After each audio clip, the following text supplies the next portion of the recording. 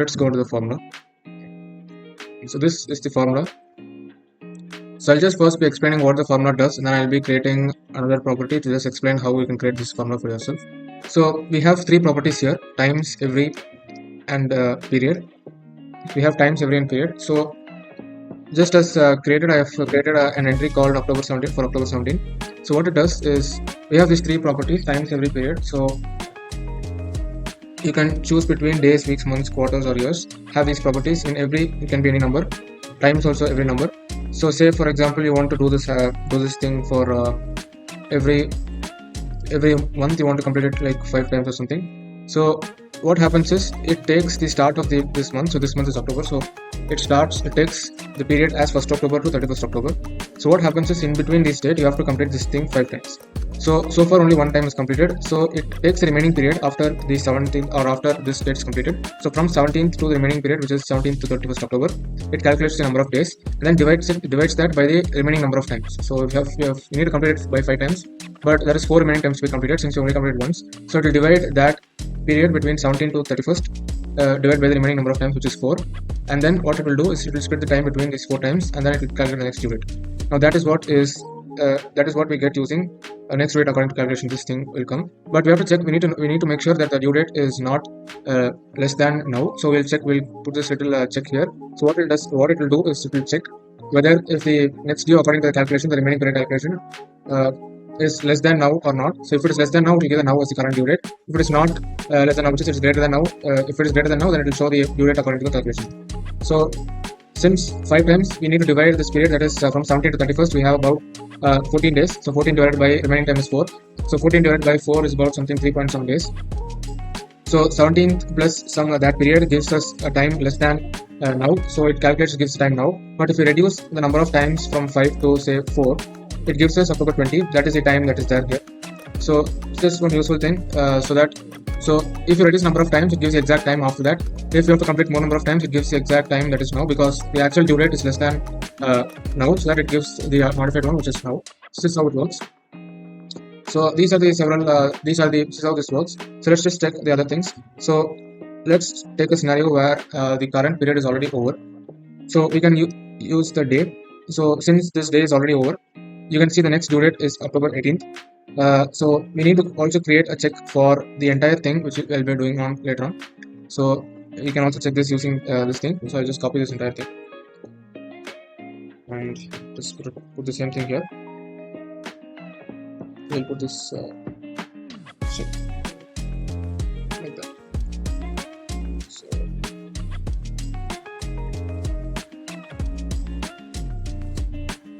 instead of using now, we can use today so that it is more time accurate.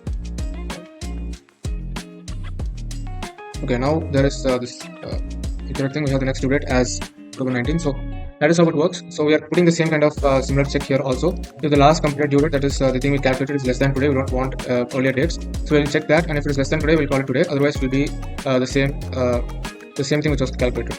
Now we'll just check for other days. So since the period is over, that is 17th day is over, it is giving us the next day. Since that day is also less than today, it is giving us the current day.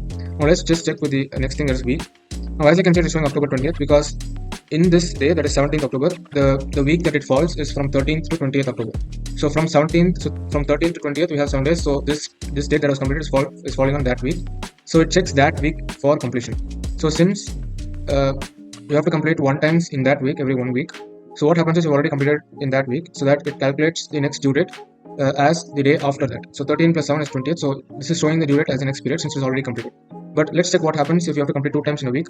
But since we have only completed one time in this week, so if we change this to 2, it needs to show a due date between the week 13th to 19th, that is from the last Monday to today. So it should show today's time. So let's just change that to 2. And as you can see, it's currently showing today's date because today is the last day of the week, and you have to complete this habit 2 times in this week, but you've only completed once. So it divides the entire period by the remaining amount of time. It shows that, but since that time is less than the date which is calculated, it is showing now. So this is correct. So if you have to complete 3 times also, it's the same thing, because the number of time that is left for this current week to end is only little, because today is the last day of the week. So that is how it is. So if you set it to 1, since it is already completed, you have already completed once during this week, it goes to the start of the next week. So that is how it is. Now let's try with month. So in month, what happens is it is checking the current month, which is October. It checks the current month of the last completed date. So the October is the month of the last completed date. So what happens is inside October it is checking. Okay, so you have to complete one time in this month, one time in that month. So it will check. Okay, the current month is October, and it will check if you have completed once during this month. Since you've already completed, it is going on to the next month as a due date. Now if I change this to 2, it should show me somewhere between. So it is 17th. So the remaining number of days in this month is 31 minus 17, which is 14, somewhere between. So that is about 14 days before the month ends. So 14. So if you change this to 2, it should divide this remaining period between that one time. So it should show somewhere a date between these 14 days, which is 7. So October 17th plus 7 days, which is going to give you October 24th. So this, if I change the time to 2, it should give me the date of October 24. Let's just check if it's working like that. So I just click 2. So as you can see, it is giving us October 24, since as it is dividing the remaining period from October 17 to 31st into 2 and allocating that to the remaining number of times. So if you want to complete it one more time, 3 times. So if you change this to 3, and then it will divide the 14 remaining days, 14 days by the remaining number of the remaining 2 times that you have to do. So it divides that by 3, and if you divide 14 by 3, you get somewhere around 4 point something. So it should show somewhere around 21st or something. So I'll just check that. So we change that to 3, it shows 21st. So if you complete this on 21st, it will calculate the remaining period from that for the remaining number of times. That is what this part of the format does. So that is you can just check that. So that is how it is. So that is about the times and every. So if you change it to 1, since you already completed once in this month, it just goes to the next month. And now what is this every number for? So every is basically like having more customization, how much times you want to do. So if you choose this to do, it will show the next month, because from the start of this month is October, and from that it adds 2 months. So from October 1st, 2 months is October, November, December 1st is the thing. Now in this period, if you add 2 times every 2 months, what happens is, since for the current period is from 1st October to 30th November. So we have completed that on 17. So the remaining number of days is 30th plus the 14 days in this month. So it will give you somewhere around 44 days. So it will divide, if you change this to 2, it will divide the 44 by 2 times. So it will be 22 days. So it will add 22 to this date. So it will be somewhere around 22 days from this. So it's like just a minute, about 8 days. On November 8th, it should show somewhere around November 8th. So let's just change that and then see if this is showing November 8th. So let's change this to 2, and as you can see, the thing calculates properly. So it's like it's November 8th. So what is happening is this decides the period. So this every end period decides the period from which you have to take the thing. Times checks if it is completed, if the sufficient number of times are completed in this period. If yes, it just divides the remaining period into the thing that you can into the next due date, divides that by remaining number of times, and then it allocates the next due date based on that. And then if it is already if number of times completed is greater than the times which is you have completed more times than you have to complete, then it will just skip to the next it will just skip to the start of the next period. So if you see here, if you just change this to 1, it just shows December 1, the start of the next period. The current period is from October 1st to the October 1st to November 30th. So you have already completed once in that period, so it just moves on to the next start of the next period, which is December 1st. So let's just check with this changes to 1, and let's check with the next one, which is quarters. So the current quarter we are in is October to December, which is October, November, December. There are totally 4 quarters, so we are in the last quarter of the 4th quarter of the year. So it's like from October to December. So as you can see, you have to complete 1 times in this quarter. So date you have completed 1, so it's automatically going to the start of the next period, which is the next start of the next quarter, which is January 1st. And if you have to complete 2 times, so it divides the remaining period up to December 31st. So there is 14 days in this period. So you have 14 days in this period, and we have 30 days in November and 31 days in December. It adds all those days together, and then it divides that by the remaining number of times that you have to do. So it comes somewhere around, so 44 plus another 31 is about 44. It's about 75 days. So it divides 75 by 2 and it gives some answer similar to that. So it finds something. So I'll just check that. So you don't have to do so many calculations. The formula will do it for us. So just for little days, it just takes so much time for calculating. The formula will do it for us. So let's just see what happens if you have to complete twice. So you have to complete it by November 23. So if you have to complete 2 times in this quarter, you have already completed once. The next due date, by dividing the entire time into 2 halves, you just get 23rd as the middle where you have to complete that. So that is how it works. So that is with quarters. So if you complete 2 quarters, it just calculates accordingly. So that is that calculates automatically. So just get the logic of how it works. So for year you can just check. So as you can see, for quarter and year it's the same thing, because year for this thing for this start date is from January, start of this current year. This is from January to December, and the period ends on December, and the next period starts on January 1st. So that is why, since you've already completed one times in this period, it is showing January 1st of the next year. And quarter also gives us the same result, because you've already completed once for this quarter. It shows the next date in the start of the next quarter, which is January 1st. And for years also it's the same thing. It just shows the start of the next year, which is January 1st. I'll just explain this thing, an overview about this, so that you'll get the you'll get more understanding of the formula in the context. So last completed is getting the last completed date, which is using sort and reverse methods. And then you're getting the start of this current last log here. So the every calculation you're doing is based on the last time that you completed this habit. So last time you completed this thing. So the last time you completed, it takes that, and based on that, what it does is it finds the day start, week start, and month start, year start, and the quarter, and all these things. It just calculates that. So based on the date and month, you can just understand the logic on how this works.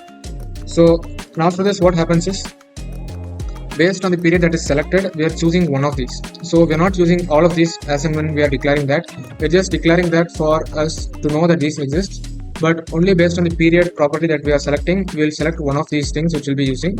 And after that is selected, we will use that. That is the last completed start date or period start date. And we'll calculate the period end date. So what is the period of the last completed date? We'll just calculate that based on the every and period formula here. And then we'll subtract 1 minute, because we don't want to go to the next period. So we want until the start of the next period minus 1. So if today it is until it is showing, if we add today, if we add 1 day to today 12 AM, it will go to the next day 12 AM. We don't want that. So we want until the last one. So it's like until the 12 AM. So we'll just subtract 1 minute. So it gives us today 11 PM 59 minutes. So that is how it is. You get the logic behind that. So that is just done here.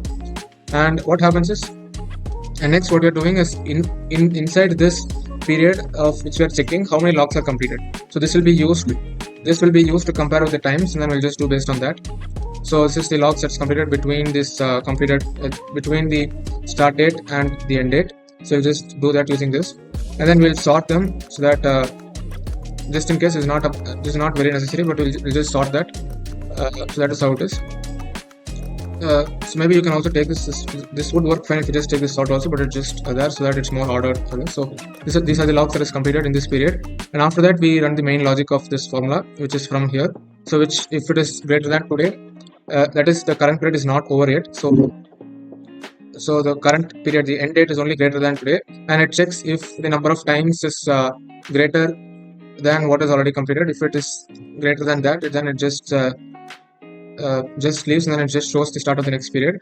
But if it is less, that is the number of times you have to complete, and the time you have actually completed is less than how much you should have completed, then it calculates the other part of the thing, which is checking the remaining number of times that you have to complete, and then the remaining number of days on the last completed date. It divides those it divides the date, and then it calculates the date based on that.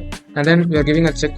We need to check if that date is less than now. If it is less than now, just give the current time. We don't want a past date. We don't want a date that is less than now. So we just check that. And if it is less than now, then you just give the current time. If it is not that day, you just give the date which you calculated, which is calculated, which is just what we got here. So that is if the current due date is that is if the end date is greater than today, which means that the current period is not over yet. But if the period is already over, then you just give the start of the next period as the next due date. So that is what is doing here. So we are adding 1 minute to that, which means so here we are subtracting it from that. So we are adding that date back here so that it starts from the 12 AM of the next period. So just doing that. So if you just read through the formula, you'll get the logic of what is being done there. And that is about this thing. So we'll just so lastly what we're doing is, if the period is already completed, which means the end date is less than today, which means it's already completed. So if that is the situation, if the end date is already completed, then the next due date is the start of the next period, that is after the due end date. Plus the 1 minute that you're adding, so just gives the next period. So now we need to check if that day is less than today, because since the end date can be several days before today, so you just add 1 minute, it will just be some date after the end date. But we need to check if that is less than today or not. So if it is less than today, then just give today's value, because I don't want any date that is less than today. So if it is less than today, you can just give today. Otherwise, just give the date which is calculated, which is the last completed date plus 1 minute, which gives the start of the next period. This is how the formula works. This automatically calculates the next due date based on the completed records. I thought of explaining this that thing again, but it would make more sense for me to just put this in the description. You can just go through the formula line by line. You can just, with the context which I just gave you on how it works, you can just try to read the formula for yourself and understand how this thing works. That's how this formula works in calculating the next due date from the last completion date.